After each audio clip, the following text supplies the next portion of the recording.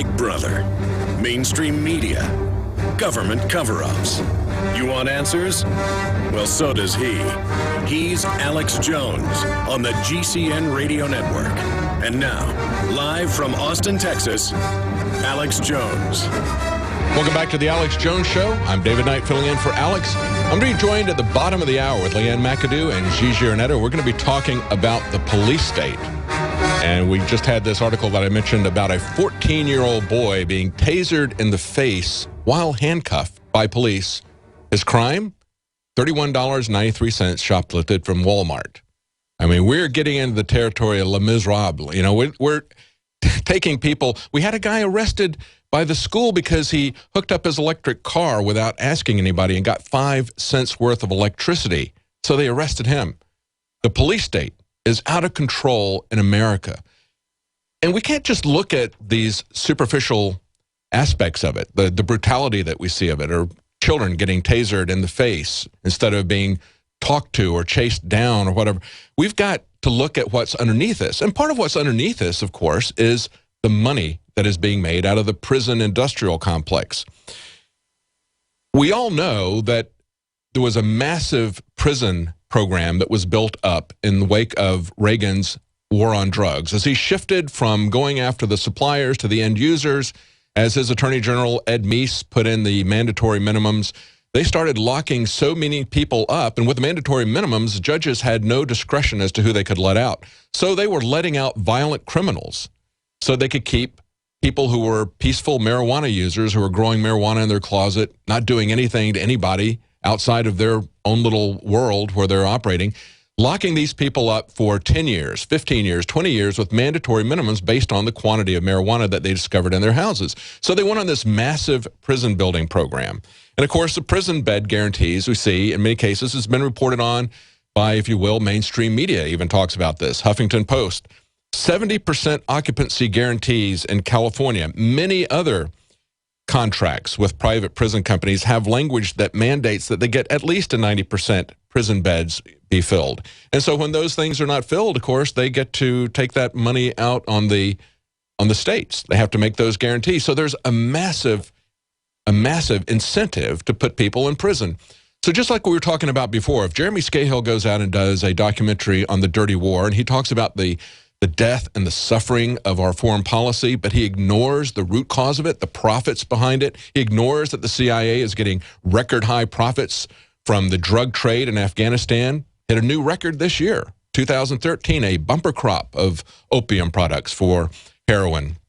So if they ignore that sort of thing, if they ignore what's really driving that, if we ignore the fact that we have these private prisons that are demanding that people be locked up for nonsense, we're going to continue to see 14-year-olds tasered in the face. We're going to continue to see people thrown in jail for, quote-unquote, stealing 5 cents worth of electricity. It's absolutely amazing. But, of course, people are not looking at what's behind things. That's what we've been talking about with the minimum wage. It's nothing but a head fake. And we've been taking some of your calls on that. Real quickly, let's go to Frank in Michigan. He's been holding for a while. Frank? Greetings and salutations, David. It's an honor to speak to you today. Thank you. Thank you for calling. What's on your mind? You were talking about the police state, and, real quick here, I was in federal prison. I'm not a horrible person. I was actually a member of the Michigan militia when Oklahoma happened. They raided my house and found a .22 rifle locked up in my gun cabinet, and I had to do federal prison time. I lost all my gun rights, and it was really all technicality stuff. But anyway, in federal prison, they have a faction called Unicorn.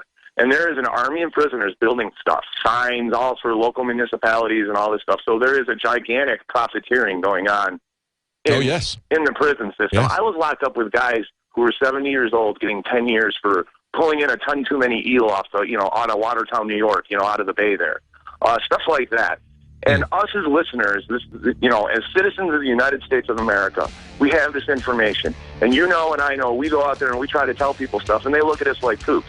So a lot of the listeners and a lot of the people who are involved in the resistance here, it's alive and well here in Michigan. A lot of liberty lovers. Well, thanks for letting us know. Away from telling other people, we got to tell people. We can't be scared. We got a hard break. Hang on, Frank. We'll be right back.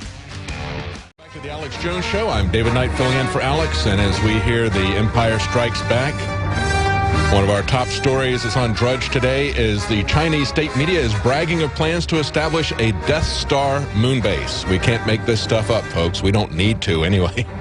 Under the headline, PLA dreams of turning the moon into a Death Star. This is a quote from the Chinese officials. They say the moon could be transformed into a deadly weapon like the Death Star in Star Wars. Things just get more and more bizarre. But I wanted to keep Frank from Michigan on the line. We just took his call in the last segment. I know a lot of people are getting a news segment in the first 5 minutes.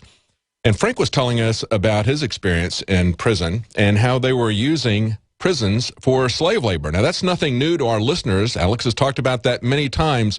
But I wanted people to hear somebody who's actually been there and done that and seen it. Frank, what were they building at the prison where you were working? And tell us a little bit about what kind of wages people were getting paid there. They were getting paid, the top wage was 25 cents an hour, and that was at McKean Federal Prison in Pennsylvania. And they had us making furniture, stop signs. This is a giant industry. They have a welding shop. They have a metal manufacturing shop. And each federal prison has a Unicor, and that's the name of the segment of the prison that they have you doing this for. And it's a huge industry. It is absolutely unbelievable, and it is slave labor. And, that was years ago. It's been 15 years now. And now when we talk about FEMA camps and the such and the setting up of things like that, yes, if you look at a minimum security federal prison, you're looking at a FEMA camp in my mind. I mean, it was an unbelievable industry. Yeah. And paying people 25 cents an hour. So there you go. I mean, we want to talk about minimum wage, but let's take a look at this prison thing. Now, according to this article here from Huffington Post, now they do put out some of the facts correctly. They say that there is a prison bed guarantees that range between minimums of 70% and going up to 90%. So that's a guarantee. And if they don't fill the prisons, then the private prisons will charge the state. And they sum this up by saying such requirements create an incentive for policymakers to focus on filling empty prison beds. Of course, it's about money. See, it's about them not having to pay extra money to these private prisons, although they're paying them a lot per prisoner. And then the prisons, the Unicor, as Frank just mentioned, is paying the prisoners 25 cents an hour to work as slave wages. And we like to think about the fact that we've got better working conditions here. We've got a minimum wage, and we're somehow maybe better off than the people who are in Foxconn. But look at the prisons.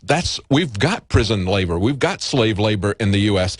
And this is how they break, even though they give you the facts in the Huffington Post article, they break this down. They say private prison corporations emerged in the 1980s and 90s at a time when crime rates were soaring and states were scrambling to keep up with surging prison populations. I'm sorry. It wasn't that the crime rates were soaring. It wasn't that we were facing dangerous crime. The crime rates are soaring because they redefined what crimes were. They took victimless crimes, like people growing marijuana in their closet, and they made that a mandatory minimum, which meant that things that you and I would think of as real crime, like people who were rapists or violent criminals, would be turned out into the street so they could lock up these people who were passively growing marijuana in their closet. That was what the quote-unquote crime rates were soaring in the 1980s and 1990s. I'm surprised they wouldn't point that out. This is Chris Kirkham, and this was back in September this year when we did this article. But that's exactly what Frank is talking about, how we've got prison labor here, and nobody sees that. There's very few stories that are done on that by the mainstream media. Of course, everybody's going to be talking about Obama's compassion for the poor, the working poor, and how he's going to raise minimum wages, but they don't talk about the reality of what's hidden in this country. Aaron in Nevada, what have you, are you there? Oh, he did. Okay. Let's go to, let's see, what's our next person here? Get my glasses on. Mark in Texas. Hey, Mark, are you there? Yeah, hi, David. What's on your mind? A couple of things. First of all, about as far as the police state goes, one thing I think we should really start doing is we start to drastically cut the police forces in this country and start replacing them with volunteers and, people doing kind of like a jury duty type of deal and, and maybe reserves and all that. And start taking away some of that power. For one thing, why does a police officer, especially in Texas, where pretty much the population is armed, prepared to defend themselves, why do you need police officers to have off-duty authority? They don't need it. They shouldn't have it. It actually takes away from the, we're equal under the law. There's no need for it. And as far as states like New York or maybe New Jersey and a lot of California now, people got to demand their Second Amendment rights, and then they won't have to count on such large police forces and powerful police forces in the first place.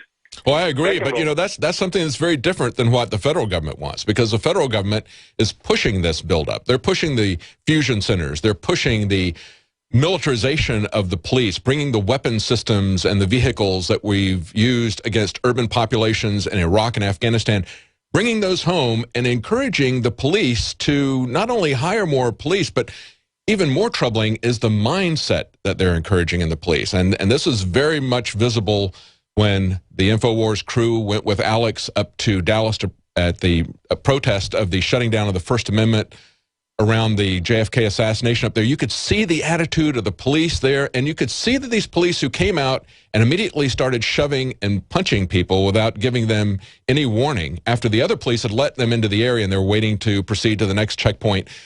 These cops come out of the Homeland Security van that was there. You can see it in the video. They come out of there. So these are the Dallas sheriffs who are coming out of Homeland Security.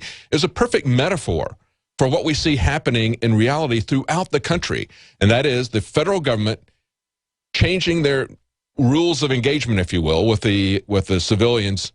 We even talk about it in that respect. They call people civilians as if they're military. Everything that they do is on a military model. So let's go to Howie in Pennsylvania. Howie? Hey, buddy, how you doing? Doing good. How you doing, Howie? I gotta tell you, everybody loves when you host the show, man. But man, I gotta tell you something. I watched a VH1 special. It was called "The Fabulous Life of Billionaires." My God, it made me sick to my stomach, man. Yeah, we really are screwed. I mean, with the mega yachts and the huge palaces and everything. I mean, they are dug in. I mean, there's no way to remove them. I mean, some of them, they're mega yachts. They got their own submarines and bulletproof windows and anti-missile defenses on it and everything. I mean, what do you do, man? Well, when I look at these protests in the Ukraine, and there's an article on Infowars, mass unrest in Ukraine amid supposed tug-of-war between the EU and Russia. Now, when you look at these videos of what's happening with the police protests, what I was pretty amazed to see was a massive, massive group of protesters coming up to a police barricade, a police line, and they had some concrete barricades there. And the protesters had a bulldozer. And they were very slowly, it wasn't a violent attack on the police, but they were very slowly pushing the police and pushing the barricades back, and the police were restrained by that. Now, is it because the police are just good guys? I mean, I'm looking at that and I'm thinking, they'd just be shooting everybody in sight if this was America. They would be handling it. The American government in a situation like that would react the same way that the Chinese government did in Tiananmen Square, in my opinion. I think we've gotten to that point in the United States now. But when you see a massive group of people like that, and I can't say that under all circumstances, because when we went down to the protest in the Alamo, when we had about 1,000 people down there with rifles slung over their shoulders, even though most of those rifles, if not all those rifles, were unloaded, the police kept their distance. And they just watched to make sure that nothing was going to happen. So they didn't get in anybody's face. They didn't harm anybody down there until most of the people were left. And then the last few people that were there, the police came up to them and started harassing them, which is why we had that rally there in the first place. That's why Texas Open Carry sponsored that rally along with other groups, was because when people are by themselves, the police, because there's so many of them and because they feel empowered, they will threaten people's basic fundamentals and fundamental liberties and their rights. But when you have a massive group of people, just like we saw in the Ukraine, the police will keep their distance in most cases. And we need to educate the police. That's why it's a very important project that the Oath Keepers have to educate the police, to educate the military, so that there isn't some kind of a violent confrontation. Things were brought down peacefully in East Germany when the police there decided that they weren't going to shoot people who were crossing over the arbitrary fence between East and West Berlin. That was the beginning of the end of that tyranny there with the Stasi. And we can end it here in America if people will stand together and stand up to this. But the first thing is people have to understand that there is an issue. And right now, I just don't see that happening. Most people are not really aware of this except in isolated incidents, like this 14-year-old who was tasered in the face. We're going to be talking to Gigi Erneta and Leanne McAdoo at the bottom of the hour about this. But let's go to Bob in Florida. Bob? Hey, Bob? Yes, hello. Hey, how you doing? Hey, sorry about that. That's I all have right. some information for you. I'm in the healthcare industry. I'm a healthcare vendor, and there's a company called RepTrax, which is the top vendor credentialing company that's installed in 5,000 hospitals and has 400,000 registered users across the country. Mm-hmm. And this company is owned by a Chinese security company called VTC Electronics Corporation.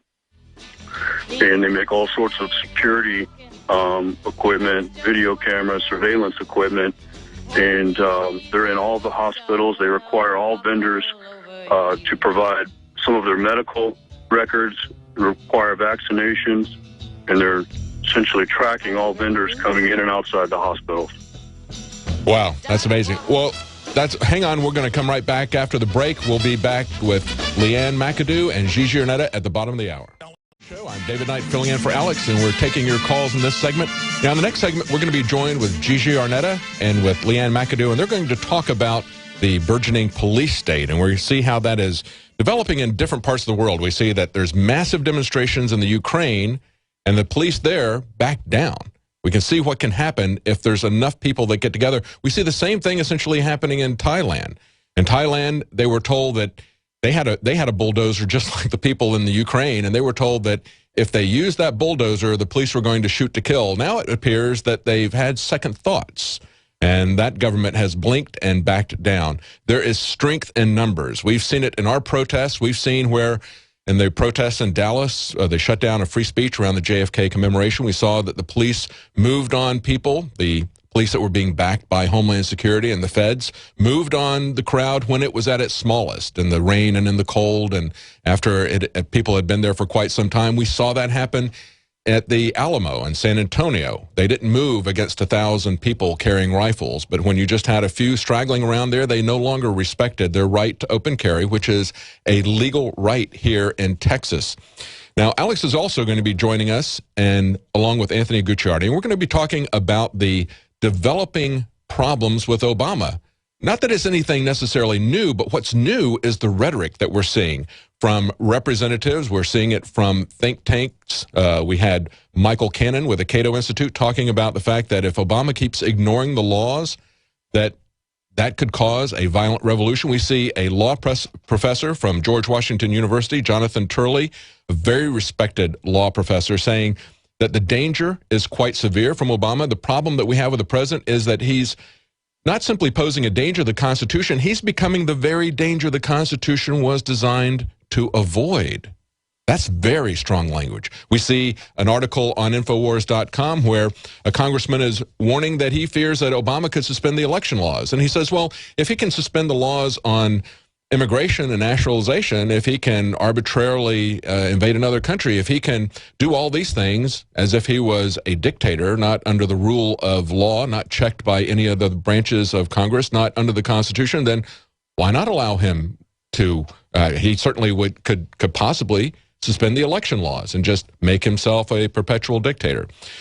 But in this segment, I want to take your calls. We've been talking about a lot of things. We've been talking about the minimum wage increase that Obama is putting out there, which I think is really truly a head fake if you want to ignore everything else that's happening in the economy, the secretive Trans-Pacific Partnership trade agreement that he's negotiating. But let's take some of your calls here. We've got David in Kentucky. David, what's on your mind? Hey, how you doing, David? Doing good. Well, yesterday I was on my way to work. Me and my fiance work together, and we're about to drop we live in Indiana, and we crossed the bridge to get into Kentucky, and the police followed us for about 2 miles or so. My vehicle is a New Mexico vehicle. It belongs to my father. and the cop. I'm sorry, Dave, I'm sorry. I'd really like to hear your story, but the phone is breaking up on you. Let's go to David in Texas. David? Yes, how you doing? Doing good. I was with you guys Wednesday night and Thursday night. I didn't make it Friday because of the weather, but I was listening live. And when that melee began, and and Alex was talking about watching one of them push down a man with a little girl on on his shoulders, and I remember that kid. She was about 8 or 9 years old. Wow. And what really troubled me the most, and it was probably my biggest fear, was the possibility that someone careless, I mean, whichever side, would have fired one shot. I think that they would have mowed you guys down. Yeah. That's the concern, is that things can get out of hand. And it's just as you pointed out, it's just the confrontational attitude of the police. Is that coming up after one group of police had let everybody, the demonstrators who were conducting themselves peacefully and within these unconstitutional guidelines that the city of Dallas had put on free speech. So they were following all the rules. They weren't getting confrontational there. They were showing up to demonstrate, to point out the fact that the First Amendment was being stopped. But you had this group just come up and start pushing and punching without any warning. And that's what we see over and over again. We see the police doing that with tasers. We see them doing that down in Bastrop, where they tasered that 17-year-old child, and he hit his head on the concrete in a coma, possibly life-threatening. I'm not sure how that was resolved. That was about a week and a half ago that happened. But it's amazing to see that. We're going to be talking about that very thing in the next segment with Leanne McAdoo and Gigi Erneta. Stay tuned. We'll be right back, and we're going to talk about the abuse of police power and what we can do to bring it in, and how it's different in other countries, because there are other countries where that doesn't happen. It doesn't have to happen here, and we need to make sure that something is done about it. We'll be right back with Gigi Erneta and Leanne McAdoo. Stay tuned. David Knight filling in for Alex, and I'm joined here in the studio with Leanne McAdoo and Gigi Erneta. They're here to talk about the police state and the differences that we've seen here and in places like Iceland. But right now we've got Gucciardi Jackson live at a protest, a fast food workers protest here in Austin, and he's talking to some of the people there at the protest about what they understand about the larger economic issues besides the minimum wage, above and beyond that. Gucciardi. Yes, can you hear me, David? Yes, how you doing? Okay, well, we're out here. This is on the MLK and Airport Boulevard right here in Austin, Texas. You can see the crowd right here. Right before we went on air, people were inside, actually inside this Popeye's Chicken, yelling and screaming peacefully, though. And I believe they've come out. I'm not sure if they got kicked out or what exactly happened. But let's go ahead and see if we can talk to a few of these people and see if they know or what exactly their issue is, what they're out here for. Because they want 15. This is the fight for 15. And we'll see, what their plan is to get that. Excuse me, sir. What brings you out here today? I come here with the Workers' Defense Project in solidarity with the 5 for 15 campaign, in solidarity with our workers making $7.25, because you can't live on $7.25. And I'm really excited this is happening all over the nation, and not only in fast food industry. You see it in retail, in the farm growers, construction workers. Everybody is fighting back, because it's a time where everybody's tired, and we feel the tides of change coming.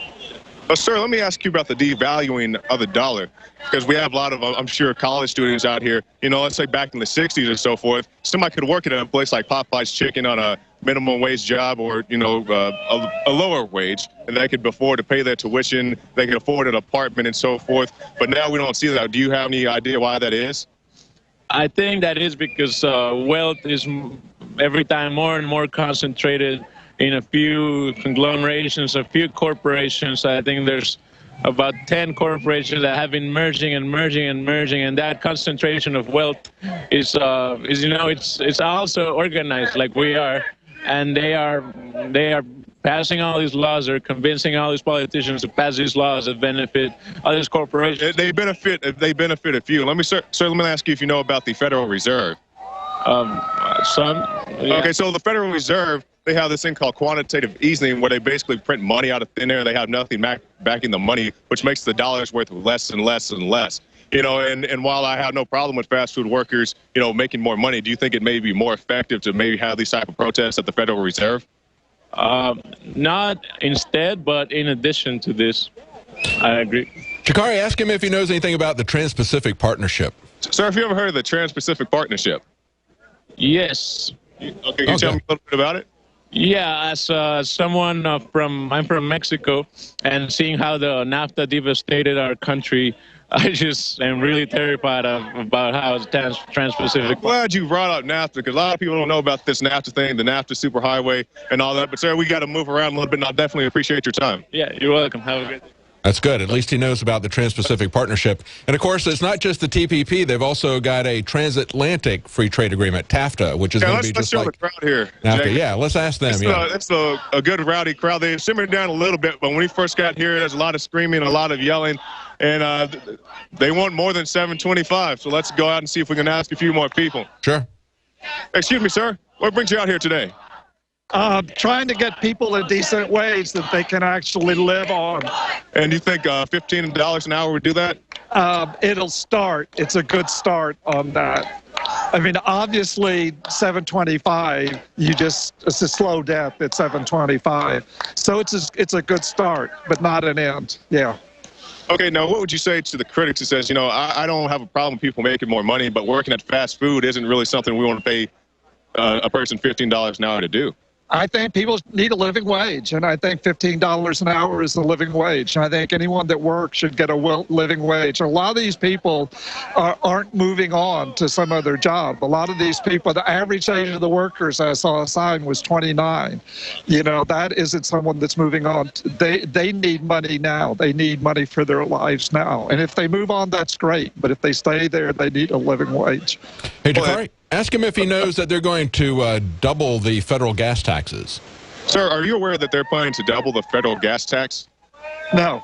$27 billion. $7 billion. Oh, is that right? Yeah, sir. Let me ask you one more question. Speaking about raising money, did you know that in Fort Hood they had some young ladies resort to prostitution to pay their bills? And, people are saying, if that's what the soldiers have to do, do you think the soldiers need the money more than these guys here at the fast food? I think they all need money. They all need money. All right, thank you, sir. How you doing, man?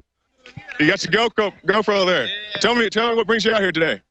Just showing some support, man. Hoping to get the minimum wage raised up. If we can, great. Hopefully, if not getting it to 15, we can get it at least a little closer to that. Do you work here at fast food? No, I don't. I'm from San Antonio. I just came to show some support.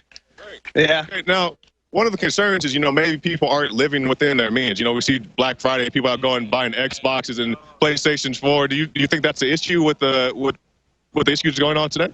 If people could show more restraint with their spending, I'm pretty sure there would be some change in their life. But people are going to buy what they want to buy when they want to buy it. And about people. And maybe you don't work in fast food, but do you know if there's been a decrease in people eating fast foods like Popeye's chicken or McDonald's or anything like that? I certainly stopped eating it. Why is that? Well, just because it's really unhealthy for you, all the ingredients in the food. Yeah, I just want to ask you about GMOs. Do you think GMOs is maybe affecting things? In a big way.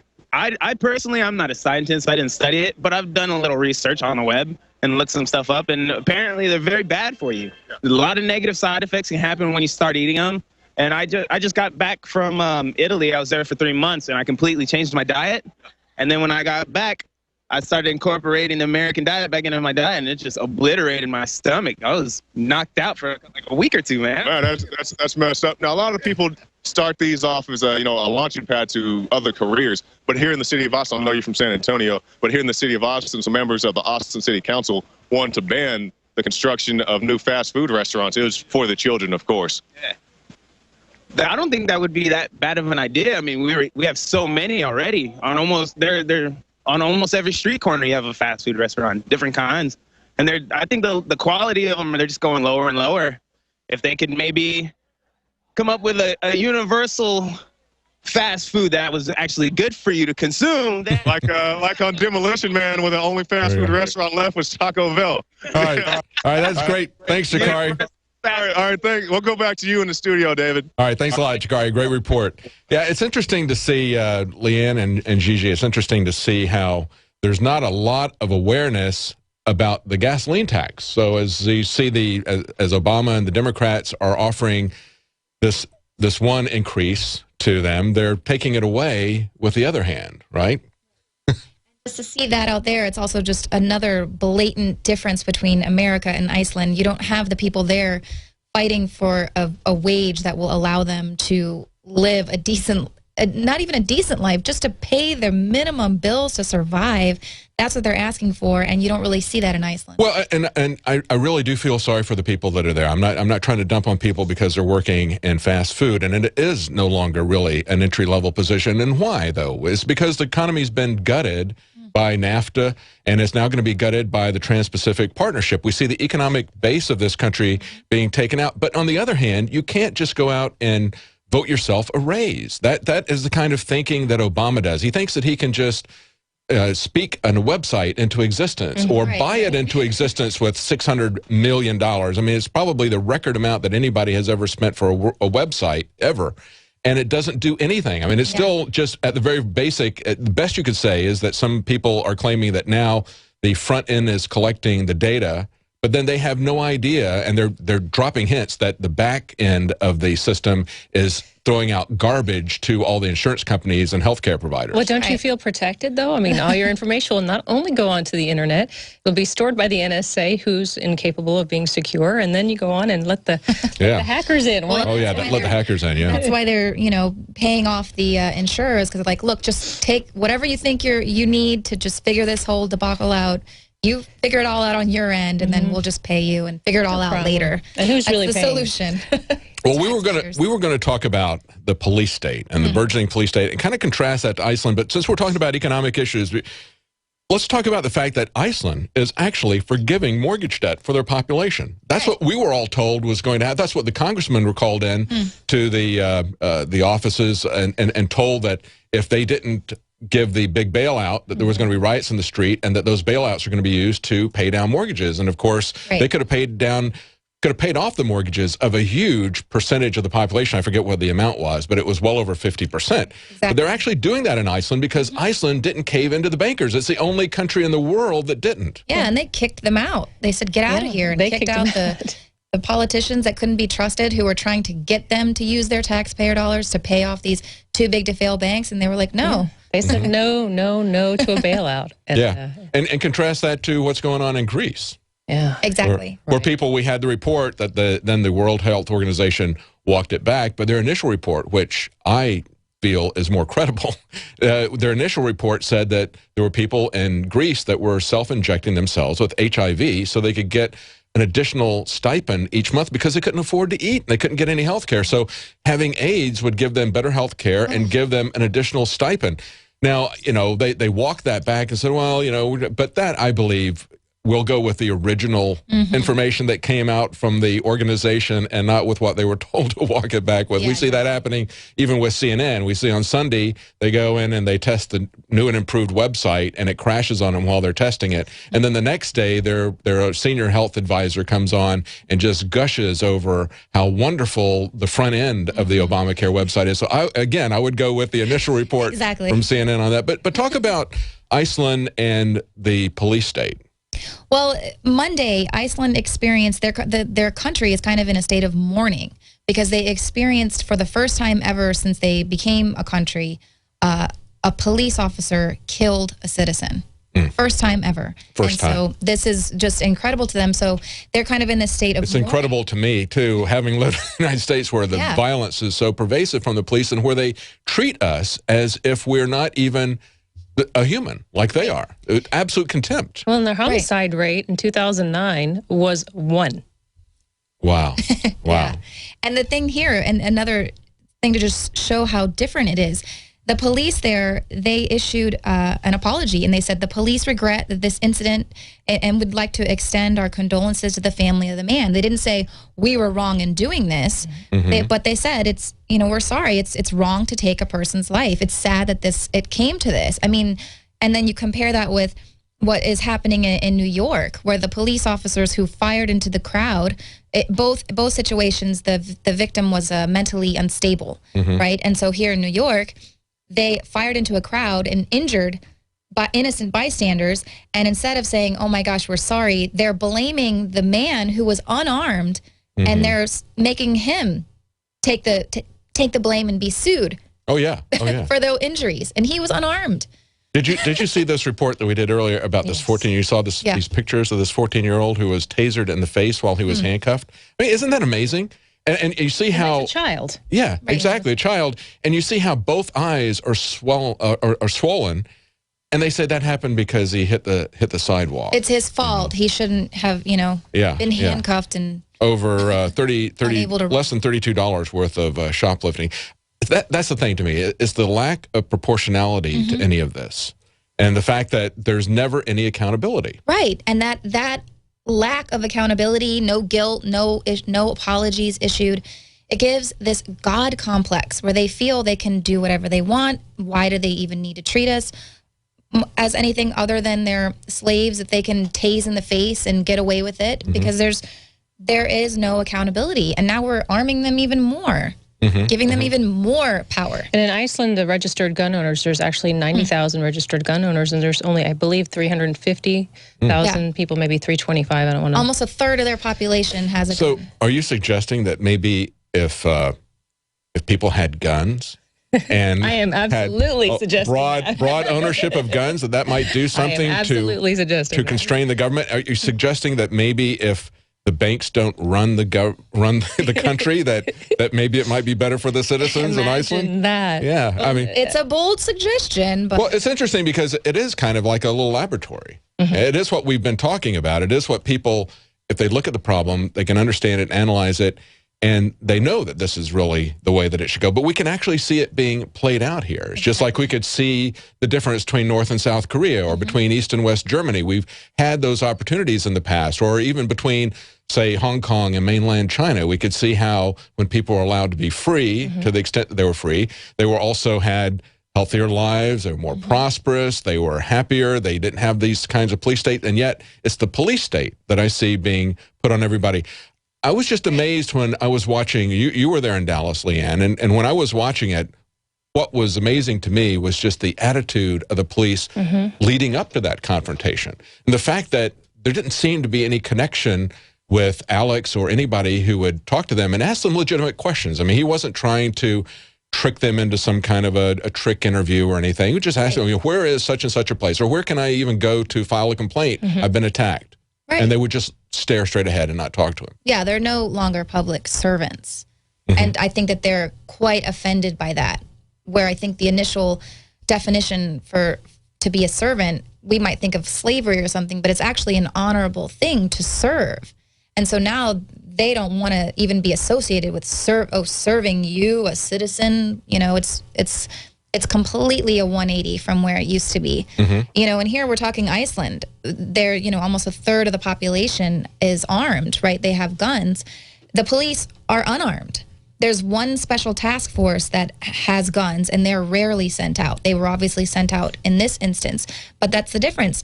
The people there are not afraid of their government. They're not arming themselves to overthrow a tyrannical government at some point. They're in control. They're the people that they vote to represent them are actually representing them, and not the banks. Yeah.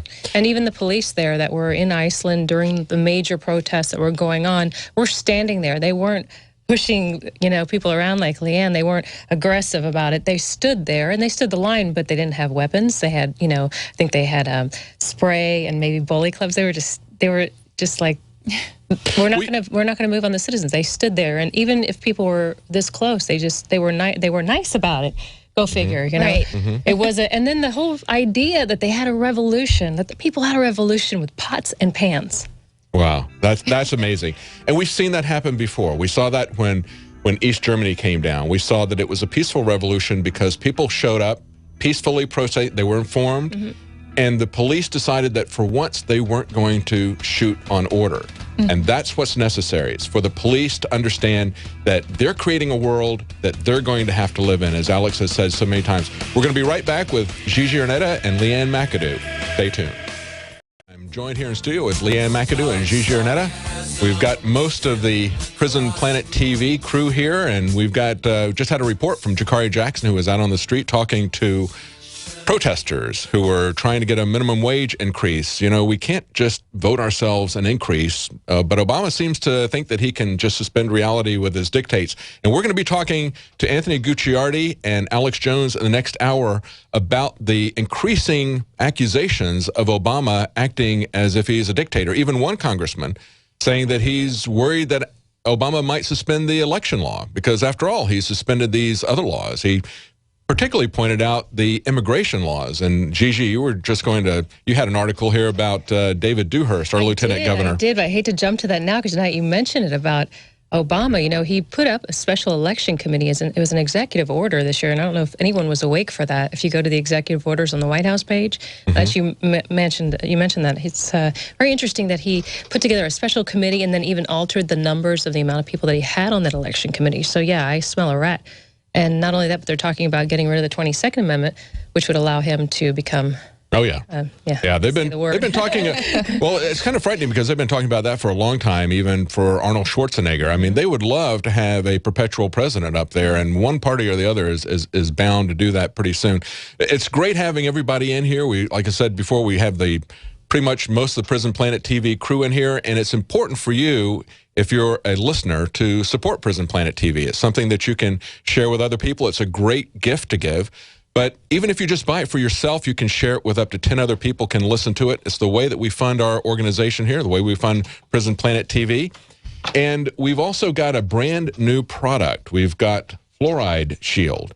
And all of us have water filters at home. We were just talking about this in the break, and Gigi was saying she's got a water filter at home. I do too. I love my water filter. I have the big one from ProPure, and I'm telling you, I live out in the country. Even though we have to get the municipal water in our house, let me tell you, that water is hard and icky. We run it through the filter, and it's amazing. It tastes so good. In fact, the first night that I had it, my husband poured one from the tap and then one from the filter just to see if I would know. I mean, that tap water basically came out of my nose. It was so awful. But the ProPure is amazing. It tastes so great. My son brought a glass of water to my wife the other night. We were sitting there getting ready to watch a movie, and she looked at it and she goes, "Did you pour that out of the faucet, or did you get that out of the filter?" And it's like, "Oh, I got that out of the faucet." No, it's out of the filter. I mean, you could see the difference. It was amazing. And of course, the water around here is pretty bad. But even if you don't live on a municipal filter, you know, it gets out a lot of stuff that's in your water. But this Fluoride Shield is a new product for people because you can't get it all out with a water filter. Well, it's everywhere. It's in the bread that they're making. If you go to a restaurant, it'll be used in everything. Anyone that goes to get a latte from their favorite coffee, you know, you're ruining it for people. It is everywhere. You can't take your ProPure with you everywhere. That's true. Yeah, it's in a lot of different things. So that's a new product at InfowarsLife.com. And those are the ways that we support the operation, folks. If you like what we're doing here, if you find it helpful to get the information out, Prison Planet TV subscriptions, documentaries are there, as well as a nightly news show. And Leanne and Gigi and I all do that with Gucciardi Jackson. We're the hosts for that, and you can see our work there every night. We're trying to bring you news. And we were just talking about Dewhurst and how they're trying to beef up the border. What's going on with that? I mean, he's got a different approach than Obama. Just wants to ignore the immigration laws, but they want to essentially create something like a Berlin Wall down there. Well, you know, he started with the whole TSA. We tried to get rid of the TSA here in Texas, but Dewhurst wouldn't have it. So here we go again. So he's talking about a $60 million upgrade to the Border Patrol. He's saying that they had a great 3-week initiative. It was called Operation Strong Safety. But now what he left out is in that strong safety that basically it also involved illegal searches. Hang on, we're going to continue this right after the break. We're going to be back with Gigi and Leanne, and we're talking about immigration control from the guy who had a career working for the CIA. Oh, boy. Welcome back to the Alex Jones Show. I'm David Knight, filling in for Alex today, and I'm joined in the studio with Gigi Erneta and Leanne McAdoo. I'm going to be joined in this hour with Alex Jones, and Anthony Gucciardi is going to be coming up in the next segment. We're going to be talking about the increasing buzz in Washington about Obama becoming a dictator. We've got law professors. We've got people from long-standing, reputable think tanks that usually take a very conservative approach, even though, of course, they're partisan. And we have